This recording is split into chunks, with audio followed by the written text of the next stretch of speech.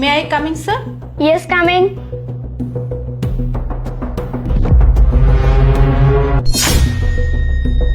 তুমি এই তুমি এখানে কি করছো? হ্যাঁ, স্যারের চেয়ার তুমি কি করো একটা বাচ্চা মেয়ে হয়ে?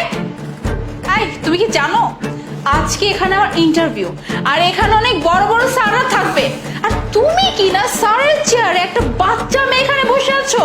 Mind your language. এটা আমার অফিস, আপনার বাড়ি না যে আপনি চিল্লাবেন। আর হ্যাঁ, আমি তোমার বস, আজকে ইন্টারভিউ আমি নিব। হোয়াট? এই তুমি কি বললে? হ্যাঁ, তুমি এখানকার বস? এই তুমি কি আমার সাথে মজা করতেছো? একটা সামান্য ছোট বাচ্চা মেয়ে হয়ে তুমি আমার সাথে মজা করতেছো? এই তুমি কি জানো আজ এখানে রিয়াজ নামে একজন স্যার থাকবে, যিনি কিনা আমার ইন্টারভিউ নেবে, আর তুমি কিনা বলছো তুমি আমার ইন্টারভিউ নেবে? আমি সেই রিয়াজ মাহমুদের মেয়ে, সেই হিসাবে এই অফিসের মালিক আমি। আজ তোমার ইন্টারভিউ আমার বাবা না, আমি নিব। কারণ তোমার মতো একজন খারাপ মহিলার ইন্টারভিউ আমার বাবা নেবে না। এই এসবের মানে কি? হ্যাঁ, আর তুমি এসব কি উল্টাপাল্টা কথা বলতেছো আমার সাথে? এই যে দেখো, এটা আমি এবং আমার বাবা। তুমি হয়তো বুঝে গেছো আমি এতক্ষণ তোমাকে কি বোঝাতে চাচ্ছি। এইটা তো রিয়াজ, আমার হাজবেন্ড। এটা তোমার স্বামী না, এটা তোমার এক্স স্বামী, যাকে তুমি ছেড়ে চলে গেছো। আর আমি তোমার সেই সন্তান যাকে তুমি দুধের শিশু রেখে চলে গিয়েছিলে। আজ তোমার ভাগ্য দেখো, তুমি তোমার সেই পুরনো স্বামীর অফিসেই চাকরি খুঁজতে এসেছো। কি এইটা রিয়াজের অফিস?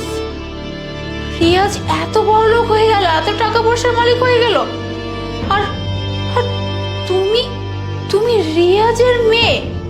তার মানে তুমি আমার মেয়ে? স্টপ! তুমি আর এক পা আগাবে না, কারণ আমি চাই না যে তুমি আমাকে ছো। আর আমার বাবা আমাকে কেন পাঠিয়েছে জানো? কেন? মা, আসলে তোমার সাথে আজকে আমি কিছু কথা বলতে চাই। দেখো মা, তুমি তো তোমার বাবার সম্বন্ধে সবকিছুই জানো। তোমার বাবা কি করেন, কোথায় যান, কার সাথে মেশেন, সবকিছুই তো তুমি জানো, তাই না? বাবা, তুমি হঠাৎ করে এসব কথা কেন বলছো? আমি এসব কথা বলছি, এর কিছু কারণ আছে মা। দেখো মা, তুমি খুব ভালো মতো জানো যে তোমার মা আর আমার মধ্যে কি চলছে। আমাদের মধ্যে কোনো যোগাযোগ নেই, আর এই সবকিছু তুমি খুব ভালো মতোই জানো।